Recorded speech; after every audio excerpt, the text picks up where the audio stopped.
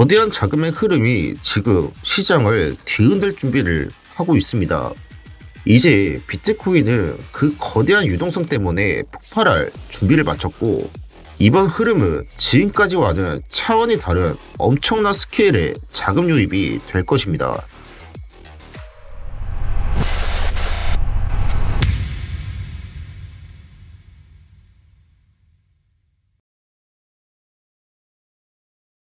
안녕하십니까, 크리프토 수첩입니다.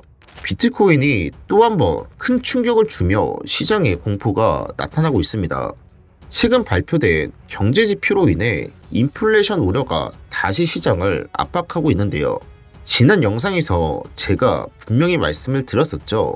단기적인 하락에 주의해야 한다고요. 그런데 여기서 끝이 아닙니다. 비트코인에 영향을 미치는 핵심 지표들이 여전히 숨겨져 있는데요. 오늘 영상에서는 이 모든 것들을 자세히 짚어드릴 예정입니다. 이번 내용은 절대 놓치시며 후회할 만한 중요한 이야기들이 담겨 있으니 끝까지 시청해주시고 구독과 좋아요도 꼭 부탁드립니다. 오늘 내용에서는 트럼프 취임식 이후 암호화폐 시장이 또 한 번 충격을 받을 수밖에 없는 이유, 그리고 그 이후에 폭발적인 유동성이 시장으로 흘러 들어오며 비트코인이 장기적으로 상승할 수밖에 없는 이유에 대한 주제로 말씀을 드려보겠습니다. 그럼 바로 시작해보겠습니다. 지난 의회합동회의에서 트럼프의 승리를 공식적으로 선언했습니다. 이 소식에 비트코인은 강력한 상승세를 보이며 10만 달러를 다시 돌파하는 흐름을 가져왔었는데요. 시장은 새로운 고점을 향해 달려가는 듯 보였지만 단 하루 만에 모든 기대는 산산조각이 났죠. 10만 달러의 지지선이 무너지고 비트코인은 가파르게 추락했습니다. 이제 트럼프 취임식까지 남은 시간은 단 11일. 이 짧은 기간 동안 비트코인은 과연 다시 회복할 수 있을까요? 먼저 비트코인이 하락세를 보이고 있는 지금 왜 하락을 해주고 있는지 차근차근 말씀을 드리겠습니다. 최근 하락에 주목해야 할 포인트는 두 가지로 간추려 볼 수 있는데요. 구인이직 보고서와 비제조업 구매관리자 지수입니다. 두 지표 모두 예측치를 뛰어넘는 결과를 보여주었는데요. 핵심을 짚어보자면 구직이직 보고서가 예상보다 높은 수치를 기록했다는 것은 기업들이 여전히 노동력을 필요로 하고 있다는 시도입니다. 이는 곧 미국 경제가 강한 노동시장을 유지하고 있다는 의미로 해석되죠. 그리고 이렇게 구인 수요가 많아지면 임금 상승 압력이 커질 수밖에 없는데요. 임금이 상승하며 이는 곧 물가 상승, 즉 인플레이션으로 이어질 가능성이 높아진다는 것입니다. 또한 PMI도 예상보다 높은 수치를 기록하고 있다는 건데요. PMI란 무엇일까요? PMI는 기업의 구매 관리자들이 현재 경제 상황을 어떻게 평가하는지 조사한 지표인데요. 이 지표는 50을 기준으로 판단합니다. 50 이상이며 서비스 부분이 확장되고 있다는 의미이고 50 이하라며 서비스 부분이 위축되고 있다는 신호죠. 최근 PMI는 54.1로 예상치를 상회하면서 예상보다 더 활발한 성장을 보여주었는데요. 이는 서비스 산업이 여전히 강하게 움직이고 있다는 의미입니다. 경제활동이 활발해지면 서비스 수요가 증가하고 결국 물가 상승, 즉 인플레이션 압력을 높이는 요인이 될 수 있다는 거죠. 두 지표를 보시면 공통점이 있죠. 두 지표 모두 예측치를 상회했다는 것. 이 말은 곧 인플레이션 압력이 증가하고 있고 인플레이션이 높아지면 연준이 금리 인하를 서두를 가능성이 낮아집니다. 그리고 금리 인하 기대감이 약화되며 비트코인에 대한 투자 심리가 위축되죠. 결과적으로 이는 비트코인 하락으로 이어졌다는 건데요. 실제로 어제 발표 이후 시장의 반응은 명확해졌습니다. 기존에는 금리 동결 가능성이 86%로 예상되었지만 지표 발표 직후 이 수치는 9% 상승하며 95.2%로 높아졌습니다. 이번 FOMC에서 금리 동결에 대한 시장의 확신이 더욱 굳어졌다는 신호죠. 이미 저희는 지난 FOMC에서 비트코인 하락의 공포를 뼈저리게 경험한 바가 있습니다. 현재 미국의 기준 금리는 4.5% 수준인데요. 지난 전도표를 살펴보며 금리 인하 가능성은 3.5%에서 3.75% 수준으로 예측되고 있습니다. 하지만 파월 의장이 늘 강조하는 말이 있죠. 우리는 데이터를 기반으로 금리 조정을 진행할 것이다. 트럼프 취임식 때 비트코인이 모두가 예상하던 대로 상승할 가능성은 충분해 보이지만 문제는 그 이유입니다. 제가 지난 영상에서도 강조드렸죠. 1월 24일 일본 금리 결정, 1월 30일 FOMC, 이 두 날짜는 정말 중요한 변곡점이 될 것입니다. 그렇다면 제가 왜 이렇게 금리에 대해 반복해서 이야기할까요? 지난 FOMC를 돌아보면 연준이 금리 인하를 단행했음에도 파월 의장의 매파적 발언이 시장에 큰 충격을 주었고 결국 비트코인은 급락했습니다. 이후 시장의 관심은 자연스럽게 같은 날 일본의 금리 결정으로 쏠렸죠. 다행히 일본은 금리 동결을 선택하며 비트코인의 추가 하락을 방어해 주었습니다. 지난 일본은 트럼프의 눈치를 보며 금리 동결을 선택했는데요.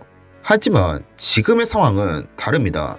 일본은 더 이상 엔화 약세를 방치할 수 없는 상황에 놓여 있고 결국 금리 인상을 단행할 수밖에 없는 위치에 서 있는 것이죠. 여기서 중요한 시나리오가 나오고 있는데요. 일본이 금리 인상을 단행하고 FOMC에서 금리 동결이 결정된다면 비트코인은 결과적으로 큰 조정을 피하기 어렵다는 것이죠. 게다가 파월 의장이 다시 한번 매파적인 발언을 내놓는다면 시장은 또 다시 긴장 속으로 빠져들게 될 것입니다. 하지만 이런 와중에도 새로운 유동성 흐름들이 포착되고 있는데요. 제가 생각했을 때는 트럼프 취임식 이후 비트코인은 단기적인 조정을 겪으며 시장에 공포감이 조성될 것이지만 중요한 것은 그 다음인데요. 장기적으로는 이 새로운 유동성들 덕분에 비트코인을 결국 상승할 수밖에 없는 구조를 가지고 있다는 것입니다.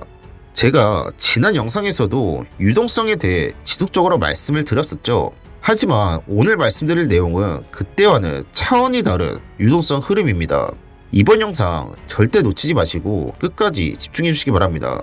오늘 영상은 내용이 길어져서 1편과 2편으로 나눠서 말씀드리겠습니다. 다음 영상에서는 더 깊이 있는 핵심 내용이 이어질 예정이니 구독과 알람 설정을 하셔서 중요한 정보를 놓치지 마시길 바랍니다.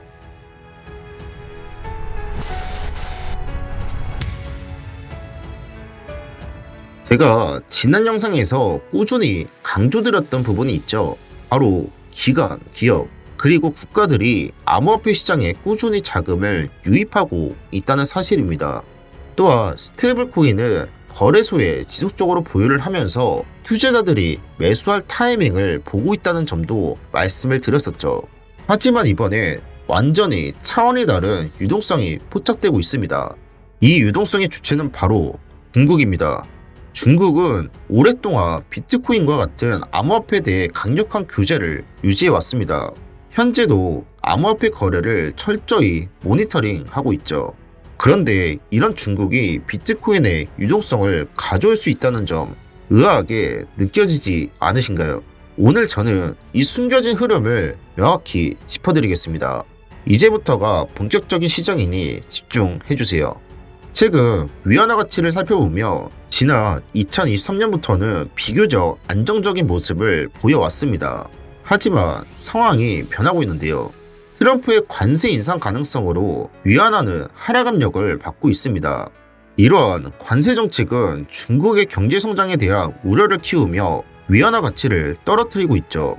위안화 약세를 더 분명히 이해하려면 실질시료 환율을 살펴봐야 되는데요. 국제결제은행이 제공하는 이 지표는 특정 통화의 실질 구매력과 국제 경쟁력을 보여줍니다. 지난 5년간 데이터를 보면 2022년 이후 미국 달러의 실질 경쟁력이 중국 위안화를 훨씬 앞서고 있다는 점이 분명해지고 있습니다. 이는 위안화가 상대적으로 약세를 보이고 있음을 의미하죠. 그렇다면 이 위안화 약세가 비트코인에 어떤 관련이 있을까요? 결론은 간단합니다. 중국 투자자들이 자산을 보호하거나 해외로 옮기기 위한 수단으로 비트코인을 더 많이 활용할 가능성이 커진다는 건데요. 먼저 자금 통제 회피. 중국은 외환 규제를 통해 자금의 해외 유출을 강력히 통제하고 있습니다. 은행이나 공식 경로를 통해 자금을 옮기려면 제한이 많고 감시를 받게 되는 건데요. 하지만 비트코인은 탈중앙화된 디지털 자산이기 때문에 정부의 감시를 상대적으로 피할 수 있다는 거죠. 그리고 빠른 자금 이동. 비트코인은 글로벌 네트워크를 통해 어디서나 빠르게 자금을 이동할 수 있기 때문에 전통적인 송금 방식보다 더 저렴하고 시간도 절약된다는 겁니다. 마지막으로 자산의 가치 보전. 위안화 가치가 떨어질 경우 중국 투자자들은 더 안정적이고 국제적으로 통용되는 자산으로 눈을 돌리게 됩니다. 비트코인은 글로벌 시장에서 거래되고 희소성 덕분에 장기적으로 가치가 유지될 가능성이 높다고 여겨지기 때문이죠. 위안화 약세가 지속되면 중국 투자자들은 자본 통제 회피, 빠른 자금 이동, 그리고 가치 보존의 세 가지 이유로 비트코인을 선택할 가능성이 높아집니다. 이는 비트코인 수요를 증가시켜 가격 상승으로 이어질 수 있다는 거죠. 실제로 과거에도 중국 투자자들이 자본 통제를 피해 비트코인을 대규모 매수했던 사례가 있었죠. 2017년 중국의 외환 유출이 증가하던 시기에 비트코인 거래량이 급증했다는 것을 기억하실 겁니다. 위안화 약세가 단기적 현상이 아니라 지속적으로 이어질 가능성이 커진다면 중국 투자자들은 비트코인을 안전자산으로 고려할 것입니다. 이는 비트코인의 단순한 가격 상승을 넘어 암호화폐 시장의 새로운 전환점이 될 수 있다는 거죠. 요약하겠습니다. 위안화 약세와 자금 통제로 인해 중국 투자자들은 자산보호 및 해외 송금을 위해 비트코인을 적극 활용할 가능성이 높아지고 있다고 말씀을 드렸고, 이로 인해 비트코인의 수요 증가와 가격 상승을 촉진하면서 암호화폐 시장의 새로운 전환점을 가져올 수 있다고 말씀을 드렸습니다. 여러분, 이런 흐름이 단기적인 현상일까요? 아니면 새로운 강세장을 이끄는 신호일까요? 그리고 중요한 건 중국이 유동성을 불러올 수 있는 이유는 위안화 약세뿐만이 아닙니다. 추가적인 이야기는 다음 편에서 더욱 깊이 있게 다룰 예정이니 꼭 기대해주세요. 이번 영상이 유익하셨다면 좋아요와 구독을 눌러주시고 알람 설정도 잃지 말아주세요. 여러분의 작은 클릭이 저희에게 큰 힘이 됩니다. 다음 영상에서도 더 흥미로운 주제로 다시 찾아뵙겠습니다. 지금까지 크립토 수첩이었습니다. 감사합니다.